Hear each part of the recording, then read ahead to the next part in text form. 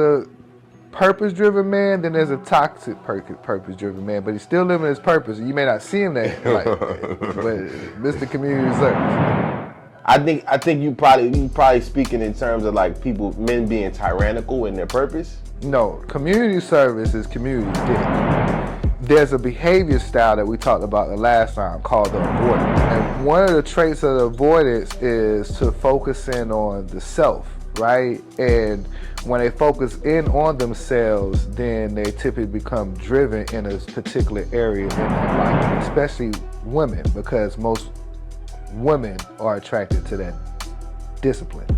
Even if they meet a guy, for an example, whether they consider high value or low value as far as money is concerned, he may be high value in this area with no money, and multiple women may date or interact with the same man, knowing good and well that he is dating someone else. We recording this right now? Yeah, we on. Oh, that's too funny, man. I don't even know if we want to talk about this, man. Nah, I think it's a good place to start, bro. But I see a guy over here that is known to date multiple women, right? Killing the game out here. Happy as he want to be. And they're chasing him. You know what I'm saying? And then you go over to this section over here, you know what I mean? It's the same thing, and then you start taking a step back and you start noticing the pattern. And then you notice this early on in high school and middle school. So it happens in middle school. It happens in high school. Yeah. It happens in college. Yeah. It happens in our early 20s. Yeah, and I think we just kind of learned that you hit them and quit them. I think we just picked that up. I mean, I'm just talking about from the good guy perspective, okay. Analyzing the female's choices and dichotomy, how they think through stuff, right? Yeah. And so, if you want to be a selective, you start saying, well, how do I become selected? And I got to be the top at something in the category that I fit in. That they don't really need that. You know what I'm saying? It's us that's on our period every 15 minutes. They every 30 days. So. Look at you. Come on now. You know what I'm saying? So it's not. But most people don't realize that men have periods. Yeah. You're either going to be a man that's pleasure-driven or purpose-driven. And they like to see purpose-driven men. You know what I'm saying? I think they gravitate towards them and manipulate the pleasure-driven ones. And most of us are. You know what I'm saying? But, and not only that, now, when I talk about purpose-driven men, there's the purpose-driven man, then there's a toxic purpose-driven man, but he's still living his purpose. You may not see him that, like, but Mr. Community Service. Right. Well, let's talk about that, man. I think that's a foreign concept to me. To be I think you probably speaking in terms of like men being tyrannical in their purpose. No, community service is community dick. Okay, right. Yeah, you just service in the community with the penis out here. Yeah, I mean, but what happens is the reason why purpose-driven man or community service man, they attract certain females is that there's a behavior style that we talked about the last time called the avoidant, right? Yeah. And one of the traits of the avoidance is to focus in on the self, right? And when they focus in on themselves, then they typically become driven in a particular area in their life. In the area in that life they become driven at, whether it's positive or negative, right? Then most people would consider that as that person is being disciplined within their purpose. And that discipline attracts people to it, especially women, because most women are attracted to that discipline.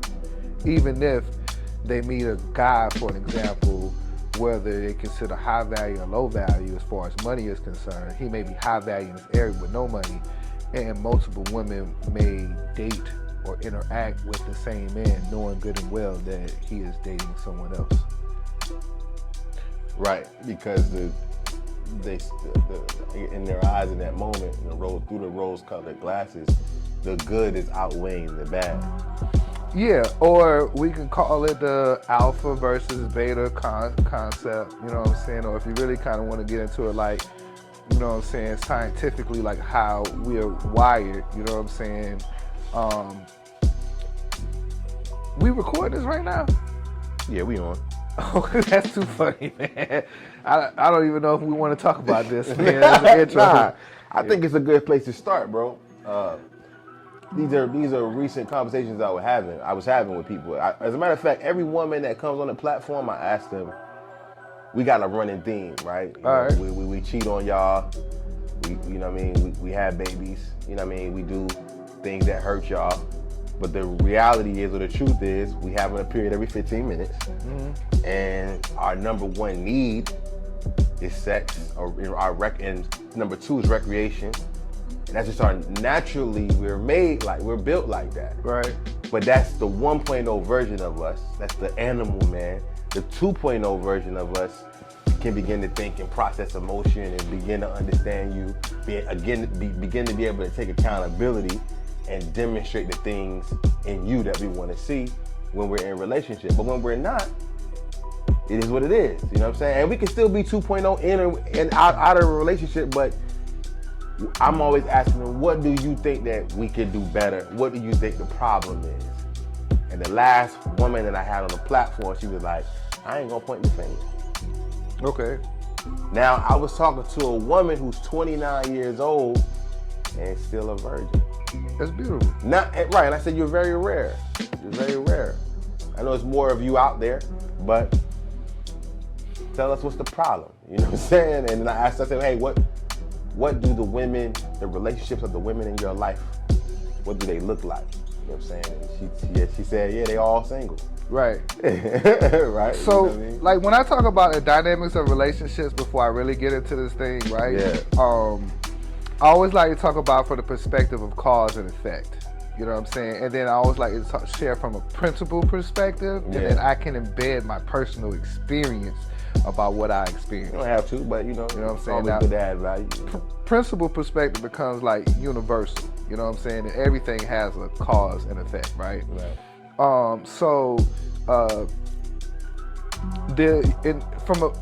From a feminine perspective, feminine energy represents the darkness, and I'm not talking about in a bad way, right? I'm just talking about in the concept. Let's say yin and yang. You have the light and the dark, right? Mm-hmm. Feminine energy is emotional, right? So we have to analyze, what do emotions respect? You know what I'm saying? And there's two things that I recognize, that emotions typically respect. They respect order, right? Mm-hmm. And they respect someone who walks their own beating path. Yeah. So those two things always stands out from an emotional person. And now that's even if the emotion, response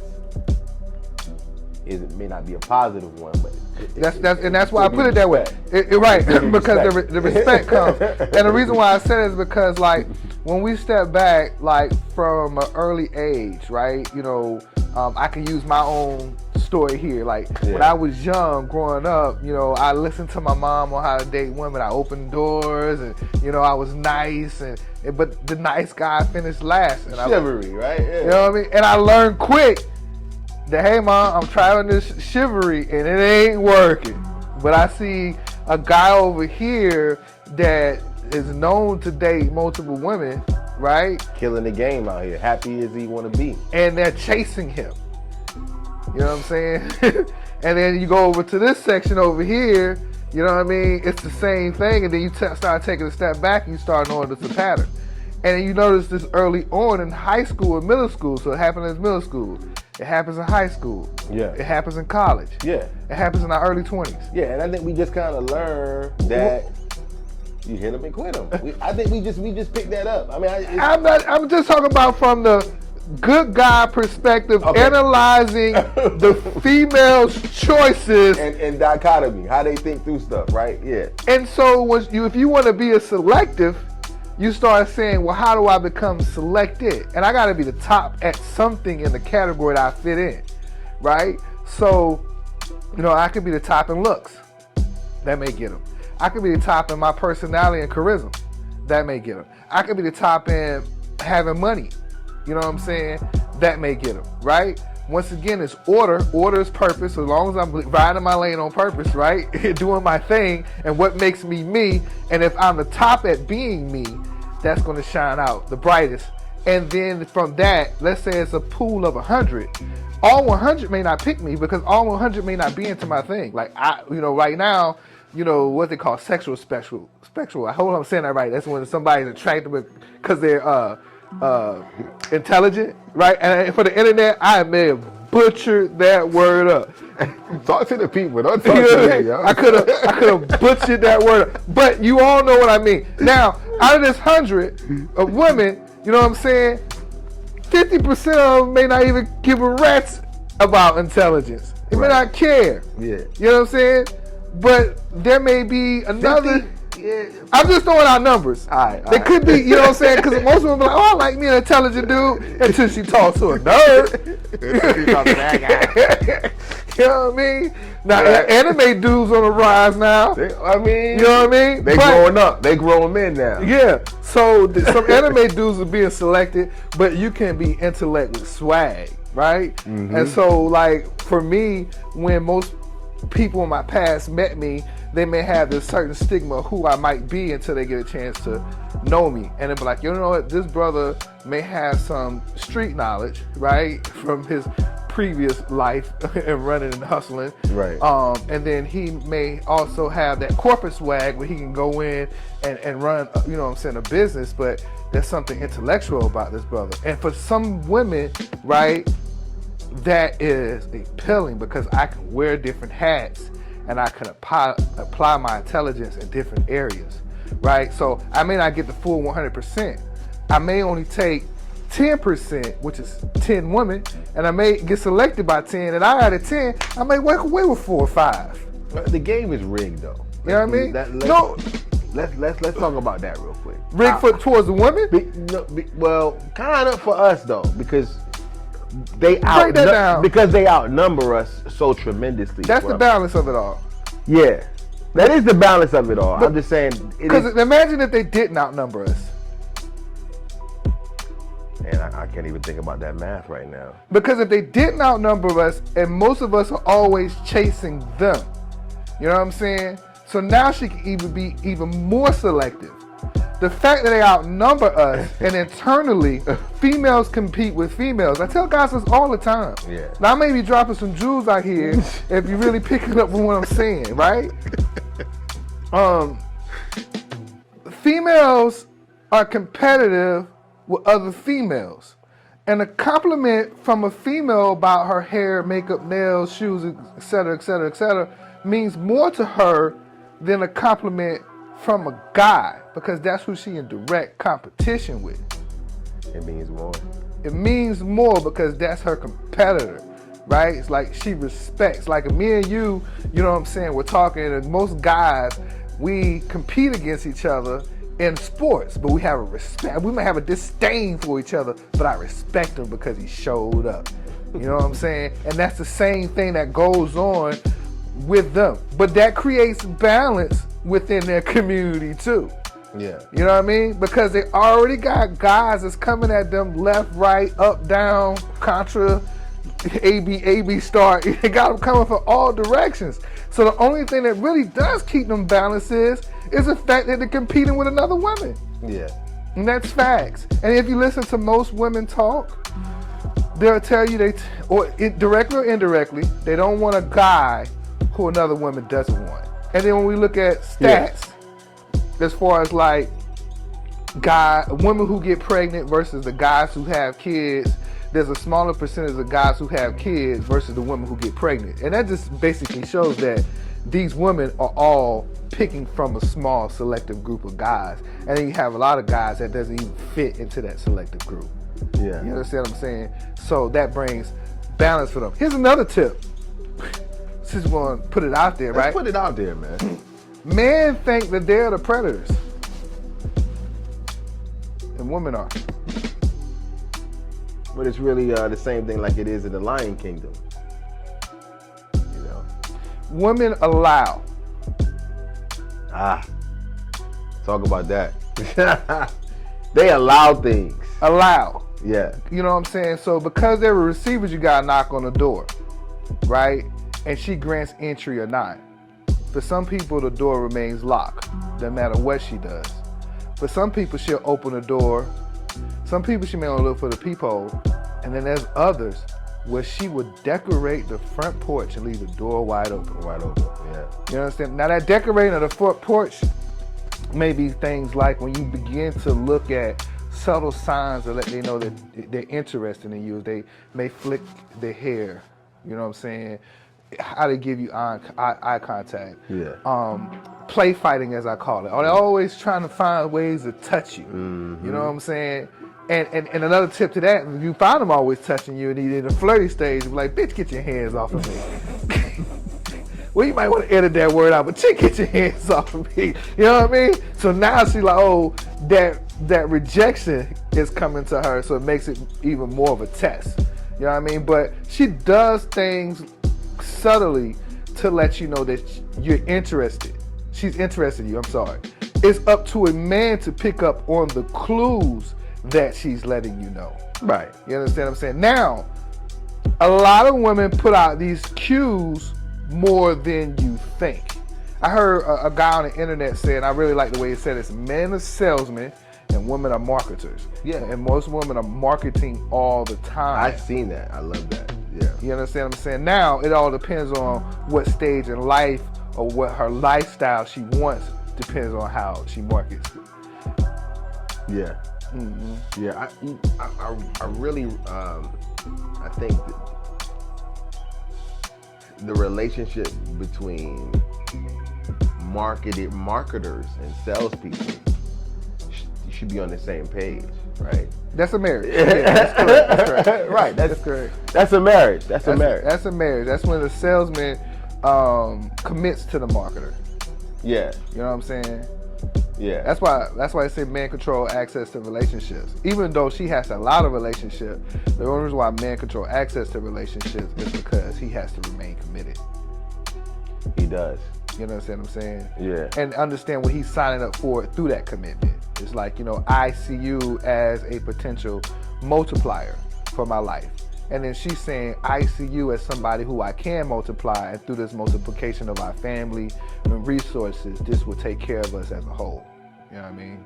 But once again, it's not a man versus women thing. That was just a topic about women, so I was just giving a little insight based on things I've learned along the way through, you know, how the human mind works, life coaching, et cetera, et cetera. And there's stuff that's out there when you really start getting into it. Like, there's a technique to have a person fall in love with you 20 minutes or less.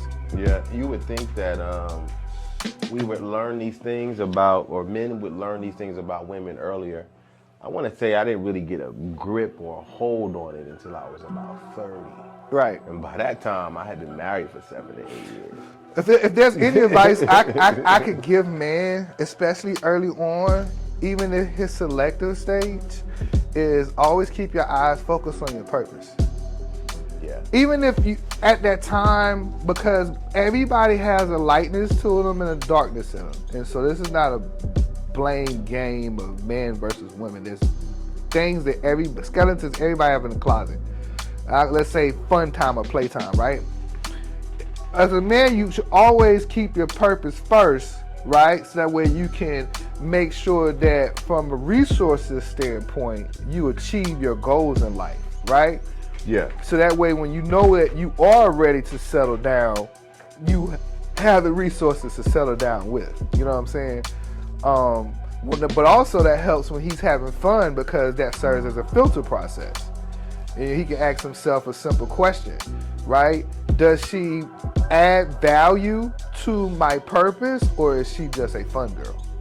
Yeah. You know what I'm saying? And then from there, he can make a decision. You know what I mean? Yeah. Speaking of adding value to purpose, you know, I was talking about how it takes a lifetime for you to discover a person, you know, and everything that you want to know about them, right? Now, something I always add to that is people be like, oh, my soulmate, and God sent me my husband, and God sent me my wife. Okay. Right? And I be like, God ain't send you nothing. He didn't need you to take care of his daughter. You know what I'm saying? He already had plans. All right. Everything was locked in already. You just came and you said, you know what, God, I got you on this one right here. You know what I'm saying? You know, like, and I'm saying that to say, why do you think that we struggle with understanding that it's got to be 100-100? Like, people think it's 50-50. Like, you know, I need this person to complete me. You know, what is this thing that people be on? Like, you know what I'm saying? Like, I gotta have this person in my life. That's a loaded question. So it is. All right, we'll start with soulmates first. Yeah. So soulmates really is more about like your energetic tribe. You know what I'm saying? Two people vibing at a similar frequency. You know what I mean? And so when you meet a person, you feel on the inside without words being spoken, like there's an alignment that is there, right? But also in that alignment with soulmates, that's where work comes in at. And the reason why I say work is because in the beginning of those stages, right, it's going to be fun, extremely fun. Mm-hmm. But then there's going to be a triggering event where you start mirroring each other's trauma back to each other. And that's where the work and the growth comes from. Now, that going down to the next thing when you said, complete me. Yeah. Most people innately recognize that I am not perfect, but I don't want nobody to know my shortcomings, right? Yeah. So when they analyze themselves, they recognize that I have certain strengths and capabilities, but if you bring this other piece to me, right, then that will make me whole. So, you know, I always like to say there's 4 core things, or 4 core values, right? And so I may have 3 out of 4. I meet somebody else, you know what I'm saying, they have the one that I'm missing. That's where the growth opportunity comes in at. You know what I mean? So it's not that they make you whole, it's that's when school starts. That's when you start learning. That's when you start learning. Now, in the relationship, and I talk about this not only from a business perspective, that's when you have to make a business decision in a relationship. Do I outsource? When I say outsource, businesses typically hire employees or managers to run a particular area, right? Mm-hmm. Or do I learn the skill myself? So if I have 3 out of 4 and this other person has 3 out of 4, let's say we're sharing 2, that's where the attraction came, right? But I got one area I'm strong in and they're weak in, and one area they're strong in, they're weak in, right? That's where the balance is at. Do we teach each other how to do it, right? And that's where the wholeness comes from. Or do we outsource and say, you know what, Darius, this is the area you're gonna lead in because you're better at this, right? And then Darius, can you be, you know, be humble enough as a husband until your wife will be like, you know what, this is the area where you consult me in. I will still make the final decision as a husband, a leader of this family, but you are the best in this. So this is the area I need your consultation in because you lead in this particular area. Does that make sense? For certain. And most people are going through those dynamics, that friction. Now, what happens when that friction typically arises, right? We say that I wanted somebody who could make me whole, but you know what we start judging them on? What are we judging them on? We start judging them based on our strengths, not the weakness that they fulfill. Oh, yeah. Yeah. We forget the fact that their strength is our weakness. We start judging based on our strength. Right, man. You're so right with that. I think what I would like to add to that is you get married to stay married. We work so hard on getting married. You know what I'm saying? Getting together, getting married, spending all the money on the wedding. Right. And then forget that we start being married after the wedding is over. Well, marriage, if we look at, like we start going into the etymology of things, right, or the business terms of things, right, we know there's some key terms that you see in the financial sector and you see in marriage as well. So marriage, first of all, is a business merger. Yeah. Merger and marriage are similar. 2 families coming together. You know what I'm saying? So it's a merger coming into place. Yeah. So a merger of what? Of 2 companies, right? And each person has already born with a social security card, And so those two social security cards are, on the business level, are sole proprietorships. Yeah. So these two companies are coming together as one, and they are forming a corporation. Does that make sense? Yeah. On paper. Now, within, yeah. Within this corporation, really what should be set up as a trust, not a corporation. But in every relationship, you got to watch the company that you keep. When you start, you have an attraction, you pay attention, okay? Then as I pay attention, I am making the person feel secure or insecure, security being a financial term. And the more I make you feel secure, you become more trustworthy, which is a financial term. So in finance, you have the trust and the security being the assets like money, businesses, et cetera, that you put inside of the trust. And then the trust has three positions: the grantor, the trustee, and the beneficiary, right? Well, if you look at that, the husband is like the grantor because he has a seed. The mother is the trustee because she manages the seed, right? And the seed is the beneficiary, which is being the kids. So all nuclear families are supposed to be set up and designed in the form of a business trust. Yeah.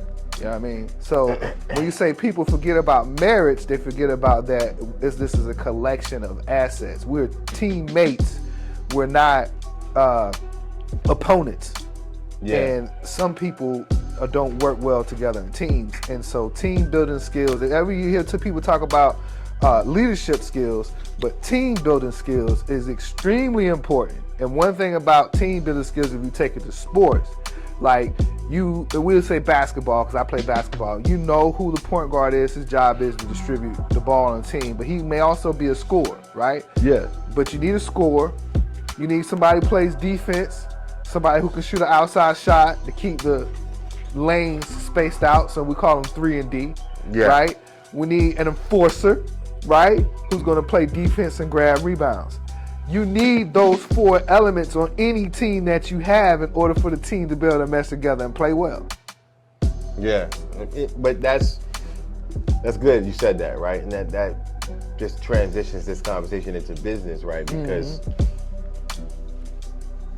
I guess when you look at successful businesses and successful brands, how do we know that they're successful? How do we determine the level that they're successful in? Like we could say that McDonald's is a successful brand, a successful business. Okay. I guess what's the greatest measure of that? It's longevity, it's revenue, it's culture, right? It's innovation. Okay. We can see some things outwardly and see that business is successful.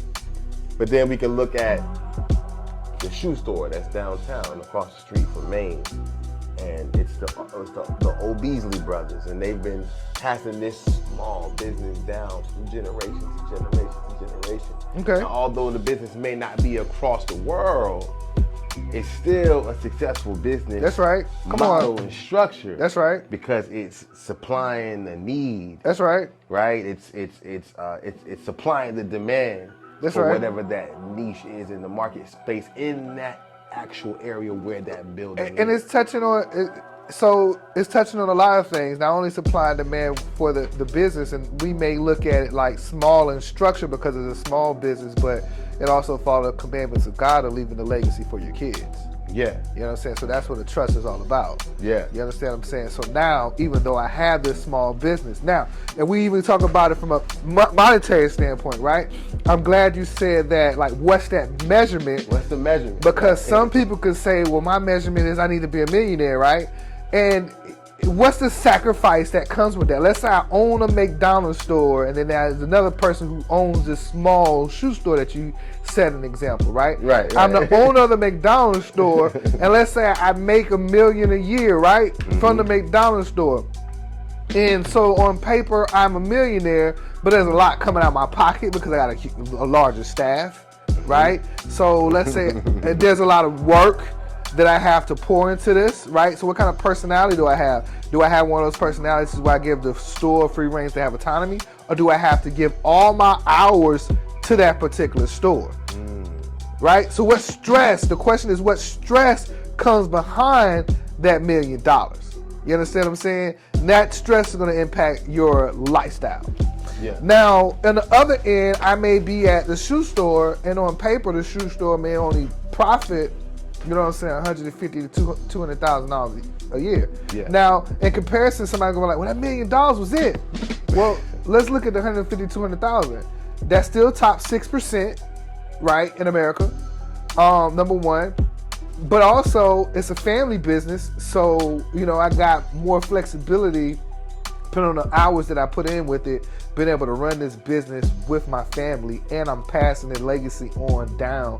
So I'm not concerned about how my kids are going to eat, because I'm passing that business down. So I may be truly happy with just making $150,000 because I have work-life balance. So when a lot of times we put ourselves, we measure success, we want to measure monetary, but we don't look at what does this monetary do to impact my lifestyle from a positive and negative way. We only typically look at it from a positive aspect of what material possessions I can get, but we never look at it from a work-life balance aspect. And that work-life balance aspect now is like, okay, does this come with stress? Does this take me away from my kids? And how long does it take me away from the kids? Does this take me away from my wife? Am I sending my family out on vacation and I'm staying back at home at work? Like, what are those dynamics and how does that look? I may be satisfied with 150 because I got more flexibility with my time to spend with my family, and on top of that, I'm passing this business down. So I may feel like I'm uber successful because that's the level I find comfort in. Yeah, and given that fact, that we know that there's small business and there's big business, right? But some of us don't know that you could have 50 million and be suicidal and make 50,000 a year And be happy. and be happy. Be happy. And I'm gonna use two examples. So, 50 is popular, right? I see one reel going on TikTok. It talks about like there's some people who are better money managers or better life managers, right? Who are more happy with less, right? Because they manage it better. And then there's Kevin Samuel, God bless him. God bless the man. His examples when it comes to talk about money, man, and forget the just the high value part, but how much work do you have to put in to get that money? So that work-life balance is essential, and he talks about that a lot. He does, man. He did. He did. He did. He did. And then also, man, just these conversations around AI in business, right? Okay. I think it was Gary Vee who gave an example. He was like, how many people in here looked up something in the yellow pages or the dictionary? Okay. Right? And he was like, all right, now how many of us agree that it's easier to do it on our phone? That's right. All right, that's AI, right? Because everybody got all these spooky questions about, is AI going to take my job? Is AI going to do this or do that? Can you talk about what how you feel this this phenomenon, I guess you could say, is impacting us right now? Just like anything in life, there's growth, right? And you heard me say it last time, through all growth, there's going to be pain, but on the opposite end of the pain is pleasure. So what I mean by that from the AI perspective, right? So from the pain perspective, will AI take some people's jobs? Yes. We see it already happening right now, right? So the way that we operate in America will shift, because there's self-checkout lines in almost every store.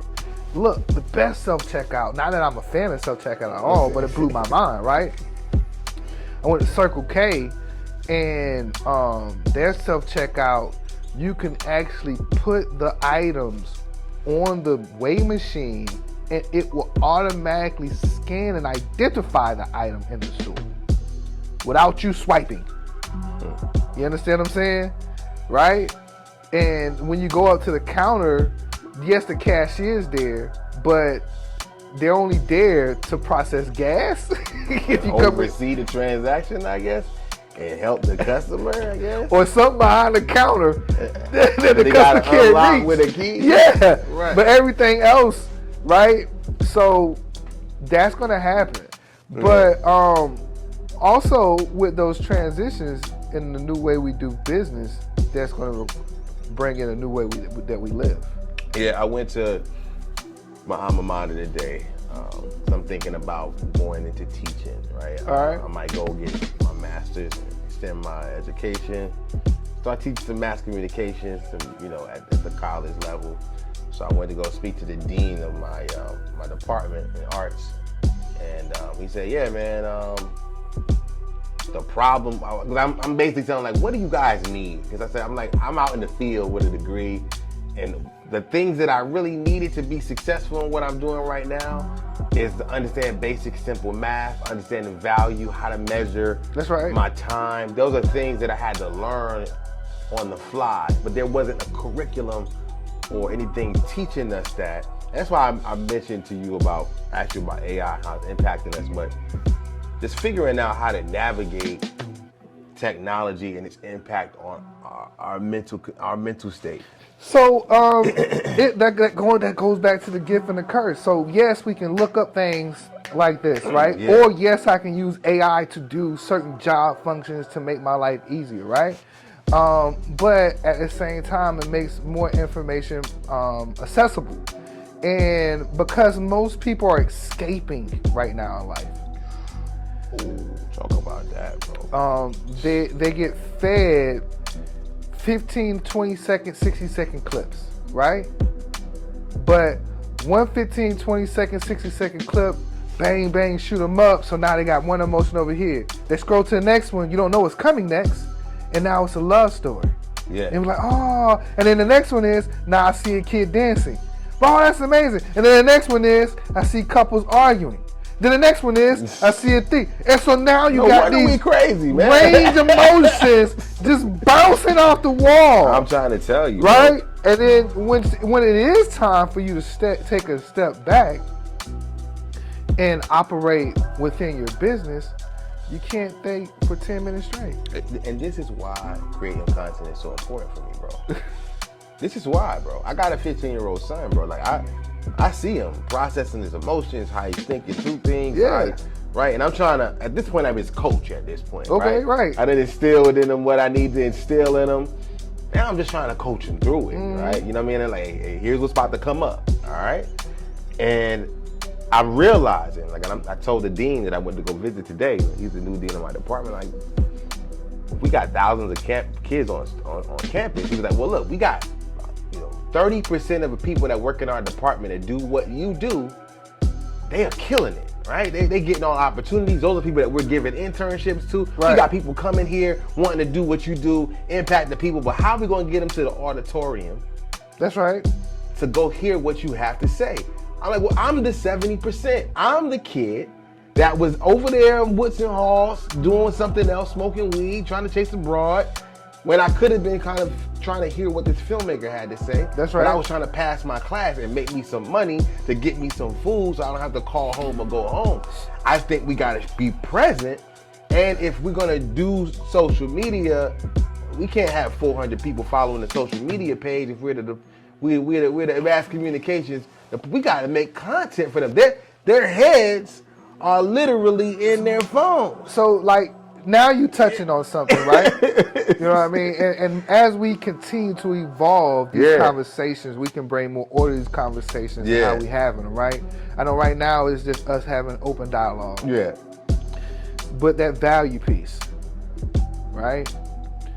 Being able, any great marketer can attach to either your value or your pain. Yeah. Right? So you mentioned something, there was a filmmaker, maybe the filmmaker could have got my attention, but the reason why the filmmaker didn't get your attention when you was young, because your value system said, hey, I gotta find the fastest way to get money.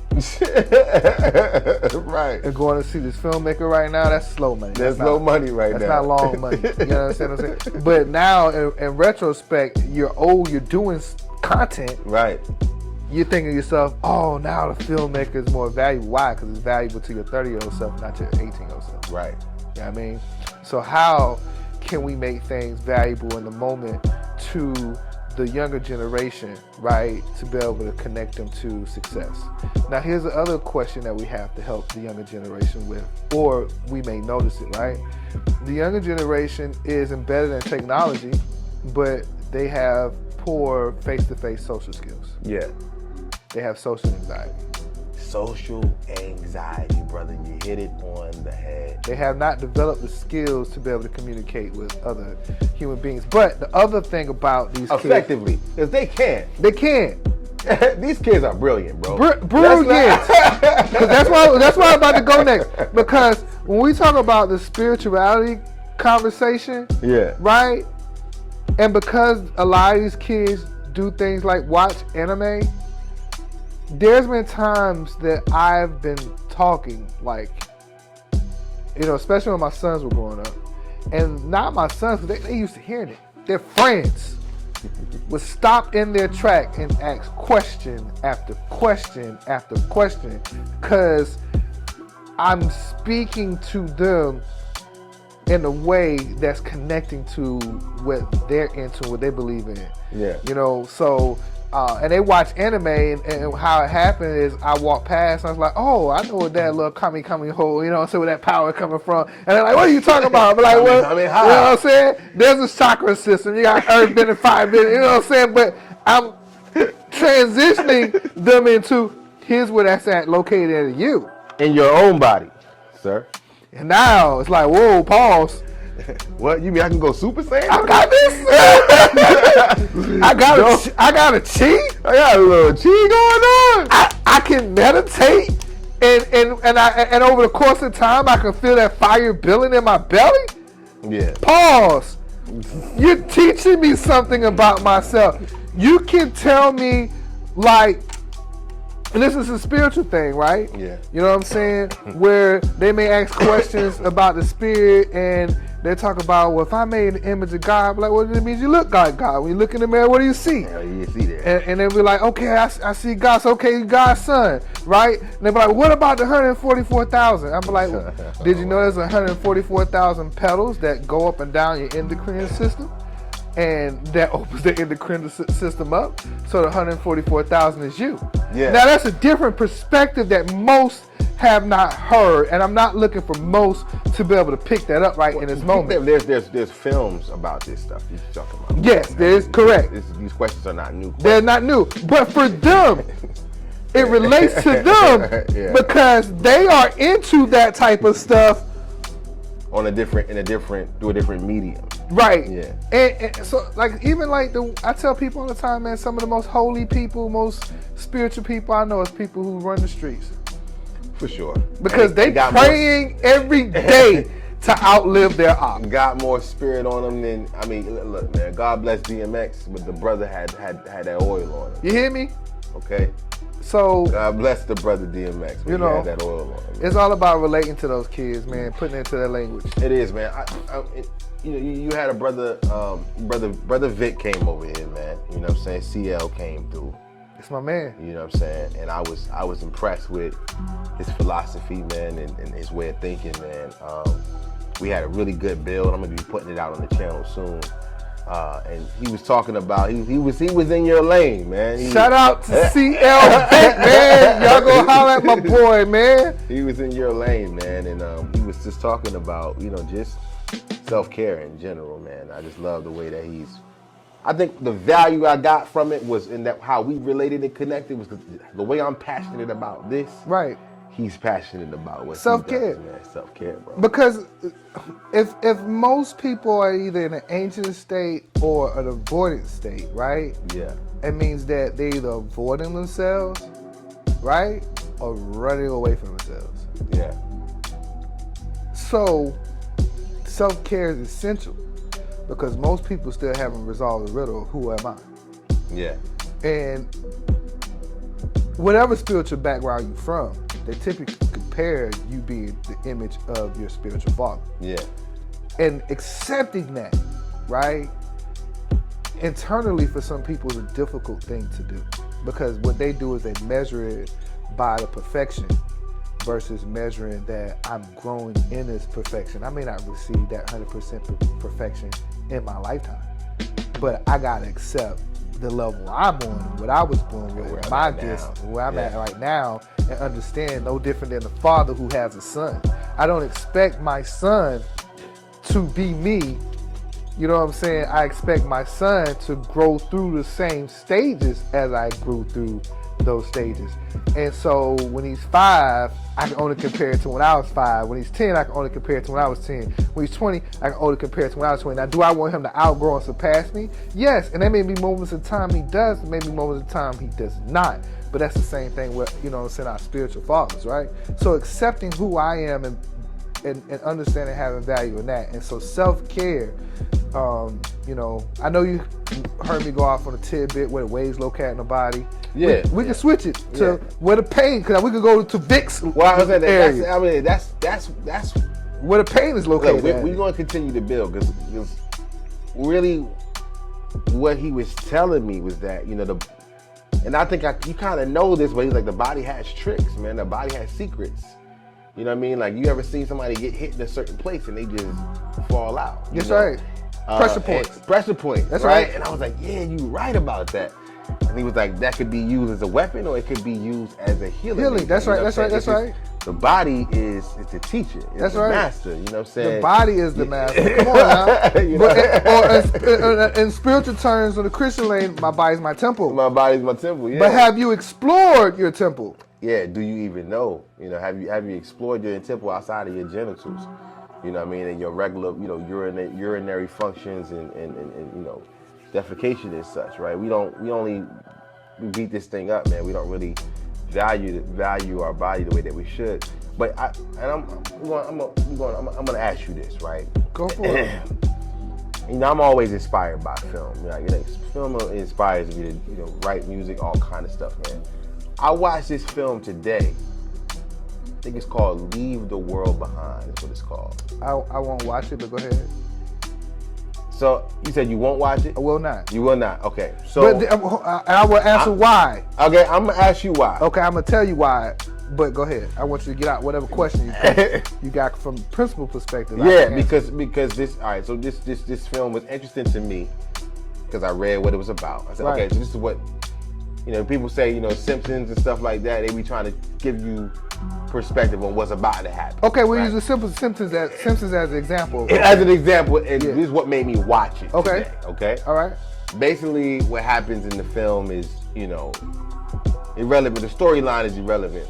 Basically, it's just talking about everybody going off grid and the United States being hacked. Okay. And just, we got to go back to nature. And those of us that live in the woods, live in the country, good. Right. And if you anywhere in the city where there's lights and a lot of lights and electricity in terrible shape. Okay. Right. Do you think that we're closer to that in this day and time, man? Yes and no.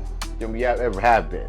Yes and no. As I say, we are. That's a loaded question. Okay. So the yes part is yes. But right? before you even answer my question, tell me why you won't look at it. Okay, so because you've seen it. You obviously seen it. I haven't seen it. Well, you saw the title. I seen the title, and I see the clips on social media. Oh, okay, right? okay. So I haven't seen the clips on social media. I see people talking about, you know what I'm saying, the movie, responding to the movie, right? Okay. All right. Okay. So Julia Roberts is in it. Yeah. You know, like the guy that's supposed to be playing Blade right now. He's a good actor. I don't know the black guy's name. Yeah. He's like B-list. Yeah. Definitely. Okay, but you know, he does his thing. Right?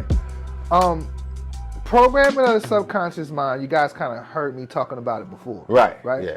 So in programming your subconscious mind, the mystery is, and most people have come to identify this, and some people are still coming to grips with it, right? The subconscious mind is the projector. So you have the old school going to the movie theater, you have the projector, and then through the projector, you have the light coming through the lens. The conscious mind, the lights is used as the lens, right? And everything's coming back into the subconscious, and then the subconscious is reprojecting it back out. So that's part of the philosophy of bringing things into reality.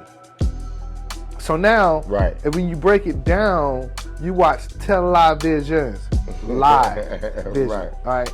And the word vision is there, and the word tele is there, like telepathy. So we know communicating visions. And this is the part of the reason why you won't watch it. Yes, all right? Then you have television program. So they're telling you it's being programmed. Yeah. Then you have remote control. And then you have channeling, right? So you were switching the channels, This right? whole deal, yeah. The whole deal. And Yeah. then at the end of any broadcast that you watch, broadcast frequency, you get an image of the cast, once again, casting the frequency. Yeah. So if all of us growing up was watching The Simpsons intently, right? And we talk about it predicted the future. Here's the other question to that. Because so many of us was emotionally attached to The Simpsons growing up watching it, did we create that future that we saw on? Man, come on. Come on. You know what I'm saying? Now, That's a loaded question. it's brother. not loaded. For those, that's why I said it's loaded for those who understand how the subconscious mind works versus those who don't. And what I would say just for this video purposes, you don't gotta believe me. This ain't about David. It's about principles. Go study the principles of how it works. You know what I mean? I mean, yeah. There's man. CIA documentation. There's FBI documentation about the subconscious mind. Or go pull up a YouTube video. Pull up a 5-second reel. Listen, I jumped off the porch and out the window down my conspiracy You know what I'm saying? theory rabbit hole in 2010. I don't do 2011. conspiracy theories. I only Listen, speak man, facts. Somebody was talking to me the other day, talking about, Dad, you spreading your theories. I don't spread theories. I spell facts. This is not theoretical, sir. I deal with principles. I don't deal with theories. I deal with principles. This is the principle, which means first, right? Right. Yeah. And not only that, these facts are universal. Yeah. You understand what I'm saying? Which means that I can take, because I told you before, I only deal with the universal law, anything I speak on. Yeah. We may use terms like polarizing terms, men and women, good and bad, technology versus nature. We may use those polar opposite things, right? But I only speak in the form of principle of the law. And the law states if it's universal, it should be present in everything, everywhere, all the time. Yeah. I mean, certain principalities will tell you to take this information and do with it what thou wilt, right? But what say you, David? What say you that we do with this information that you've given us on today, man? What do you suggest? Okay, we can go back to what I just said. We can go back to what I just said, right? You know what I'm saying? When we hear people paraphrase or give us little sayings all the time, right?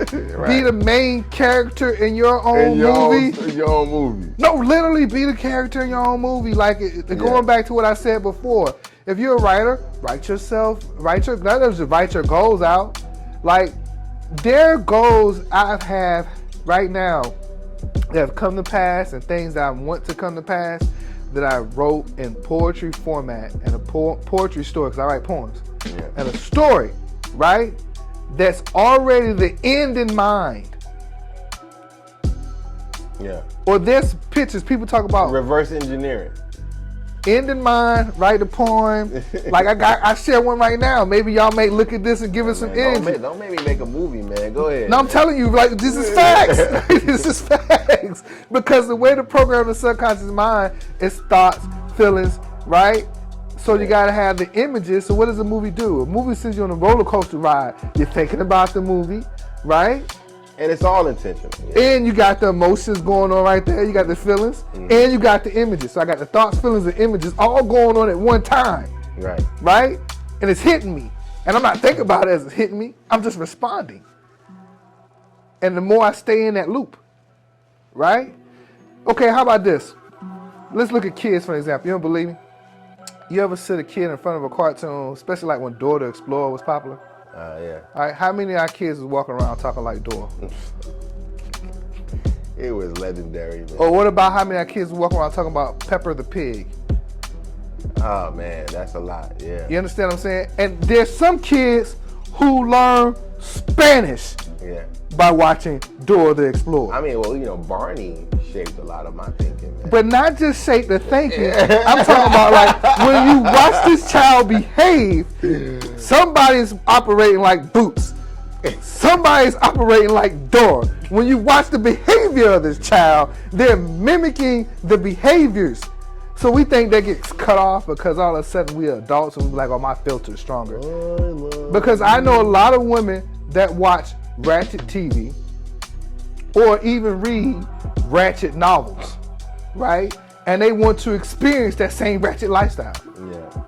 I know kids in the suburbs right now. We wanted to leave the hood. A lot of us grew up in the hood in poverty, right? Mm-hmm. We wanted to leave the hood. But now because the hood is glorified on TV, I know more people in the suburbs, more kids in the suburbs that attempt to act hard compared to the kids in the hood. Right. Hence, T.I. had a situation with his son recently, right? With him wanting to be standing on business. Everybody want to be a thug. You know what I mean? Standing on business. The only business I'm standing on is manifestation and how I'm manifesting the lifestyle I want for me and mine, right? And so creating your own channel for yourself. You know what I mean? What are you tuning into? Yo, when's the ebook coming, man? You know what, man? When's the ebook coming, bro? I don't know if I have a date on it. I know I should have a date because, like, let me tell you, the ebook is like a roller coaster ride, right? Yeah. Initially, when I started writing it, I was like, I got this knowledge and I'm gonna help save the world. You know what I'm saying? I was like, I'm nobody's savior. I can save David. Yeah. But then I recognized that every session I ever had, that's why I say retired life coach. I realized that every session I ever had, one thing stuck out to me about my old coach was he said, David, you're either gonna coach people who represent your future self, your past self, or where you at presently. So I recognized I was just coaching different versions of myself. And once I got to the place where I healed my childhood trauma, I was like, I have no passion for the coaching anymore. It's not that I won't coach and help people if they ask the right questions. It's just that I don't actively go out and try to promote, life coaching business. Same thing began to happen with this ebook. Because you're gonna still be a life coach whether you're doing it for money. Whether we're doing it or not. So the same thing happened with this ebook. The ebook started off like, okay, I'm gonna give this information. I got so much in, and I want to try to get it out the most practical way without rubbing anybody the wrong way with words, because words can cause division. So what's the most logical, neutral way I can write this to still help people out? How can we bring it all together, right? Then it was, I don't care if nobody buys it, whoever it gets in their hands, then it serves its purpose. So whether it be 5 people, 10 people, 100,000 people, whatever, however God sees fit for it, right? But then the more I began to write, the more I realized that it was just me getting all my thoughts out of my own head and began to become a therapy session for myself. Yeah. Like these interviews. You know what I'm saying? Really, it's therapy for me. Yeah. Because I got so much knowledge in here, but all the knowledge comes from the same source. And I will quote it. Some people for it, some people may not be, but they call it 7 universal laws or 7 committed principles. And I recognize that these laws showed up in everything and everywhere all the time. And that became my foundation. And then I started seeing the relationships. Then I started seeing the health. And then I started seeing the money. And then I started seeing the self-care. And I recognized that those are the 4 areas that we try to manage in our lives. You know what I'm saying? And so I don't have a date, man, but it's coming. Maybe the next time I get on here, I'll be like, yo, it's finished, and go check it out on Amazon. Because I'm not trying to really give this information out to become rich, per se. It's one of those things where if abundance comes from that, then that was the purpose for it. Yeah. That was me just being a good servant because God said right. Oh yeah. Does that make sense? For sure. For sure. That's why I'm at with it, and making sure everybody understand, man. I want to make sure I'm straightforward. Like, you have your 7 universal laws, and in those 7 universal laws, it has a flow of who, what, why, how, right? And that who, what, why, how, there's a skill set in each one. And we are developing the skill sets from each phase. And some of us have a strength in one phase, and some of us are underdeveloped in another phase, right? And it's getting developed in those areas. In each phase, who attaches to self-care and what's your personality type? What attaches to your psychological needs? So what are you needing right now? Is it self-care you need right now? Is it health you need right now? Is it wealth you need right now? Is it a relationship, a sense of belonging, right? Why deals with the relationships to things, because that's your motivator. So relationship to things as far as like, do you love it, or relationship to things that drive the stress? And so what we've come to learn is love languages and attachment styles. And then how, right? You know, that's the application of it all, right? And how a lot of times you can't do anything if you don't have good health. So Can't even spend your money. you know, so you got to make Or sure. at least enjoy the fruit of having money if you don't have good health. So that's the application of a thing. So health, wealth, love, and happiness is the 4 things that we're working on, and you get those things through, you know, knowing who you are with your personality type, what you want, or, you know, what's your needs, why you want it, right? And then the how will show up. Yeah. Real quick, man, before we go. I recently went to the doctor, got a checkup done, man. I brought my labs back home. My wife, you know, she wanted to see my labs, and she looked at my LDL levels. She was like, oh, that's a little high. And it didn't really change from last time. I think LDL is connected to cholesterol, right? And I know you cook, you know. I do. Right? So for those of us that have, I guess, medically speaking, you know, your cholesterol shouldn't be high. Right. Or, you know, and genetically you could be somebody that just has high cholesterol levels because that's how your family, you know, your family tree is. I'm people, right? You know what I mean? Like Is it tree or is it how they cook? you can say how they cook. Okay. You can say, yeah, but I mean, I guess my question is, it looks like, because my dad died from a heart attack, his brothers died from heart attacks. So I'm having to stay in the gym. Right. Make sure I'm watching what I'm eating. Right. I'm playing ball every 3 days. Making sure I'm on these weights. Big on my health. Right.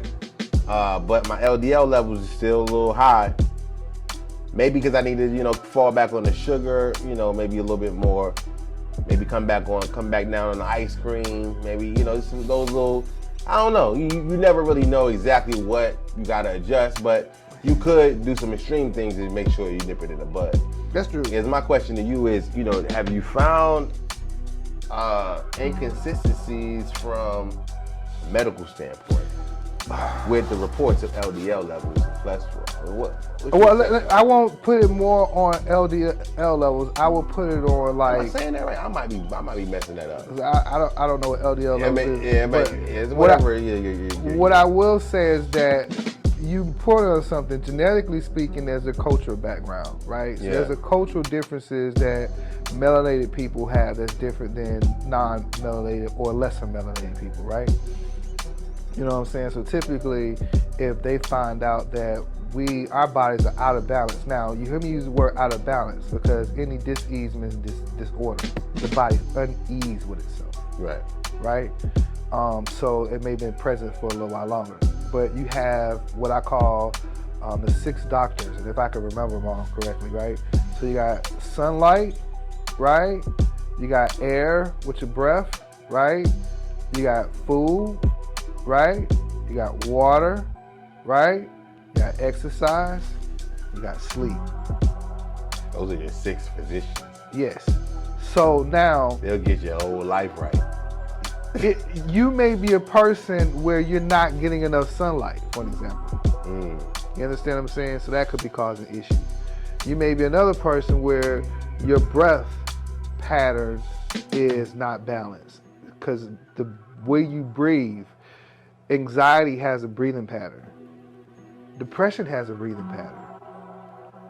Anger has a breathing pattern. Ooh. You understand what I'm saying? And so now I want to sit there for a second about the breath, because most people underestimate the power of the breath.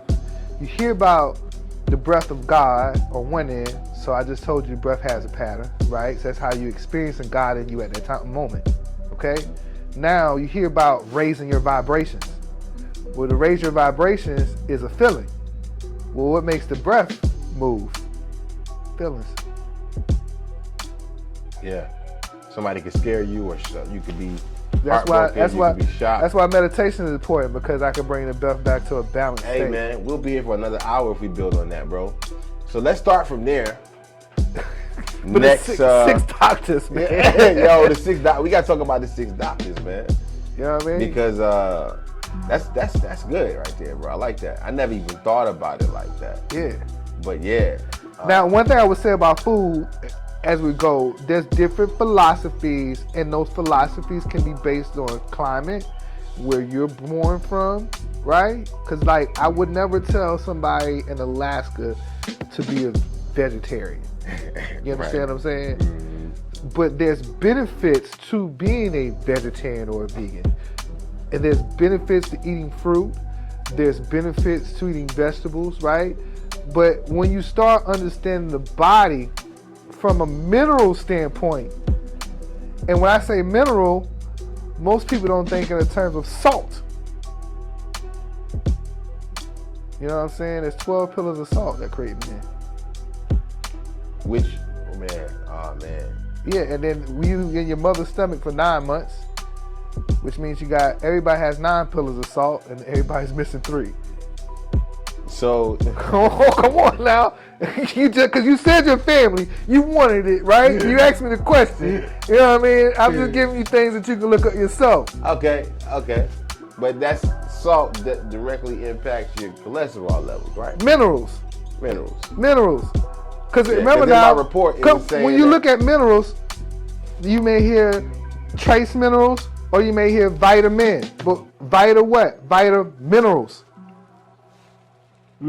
So everything's based on minerals. So you have some super minerals that we call vitamins, and then you have some lesser super minerals we call trace minerals. But all of it's still minerals. So what you need to be asking yourself is my body getting a balanced source of minerals? And that's the real source of the problem. And then where the pain is located, or wherever they call the itis, right, is located. What are some of the terms you use? Bronchitis. Right, yeah. Right? Yeah. You know what I'm saying? That's just where the inflammation is located. That's telling you the area where the inflammation is located. Yeah. So it's letting you also know what area needs the minerals. And then each area in the body needs a certain set of minerals. That's good, bro. D-Rich, we out of here, man. I appreciate you coming through, man. Peace and grace. It's Darius Dior here. It's Thinking Kingdom Media, where we have real conversations with real people, and we share real music here. Of course, if you need content creative, if you are a business owner, a music artist, or if you have anything of value to say that the internet needs to have, because Lord knows the internet needs more things of value out there, man. Please let me know. Call me at 929-210-2173. You can email me at thinkingkingdom@gmail.com. And we'll figure out whether we're a good fit, man. Whether we should partner together to create something, do some monologues like this, maybe possibly do a short film. Maybe we can do something to promote or market your book. It's a lot of different things that we can do, but from a photography and film standpoint, Thinking Kingdom is what you need. Him and Me is an EP that's out on all streaming platforms right now. You need to go check that out. It's gonna bless your life. Thinking is a music group that you can really check out the catalog going back all the way to 2013. And Thinking the Media is a platform that you should follow on Instagram. And help us create some content. We got some dope guests that come through on a regular basis, like my brother D-Rich. And if anybody has any questions or concerns about who we are, what we do, and why we do it, just check out the content and share it with some other people. All right? Peace and grace.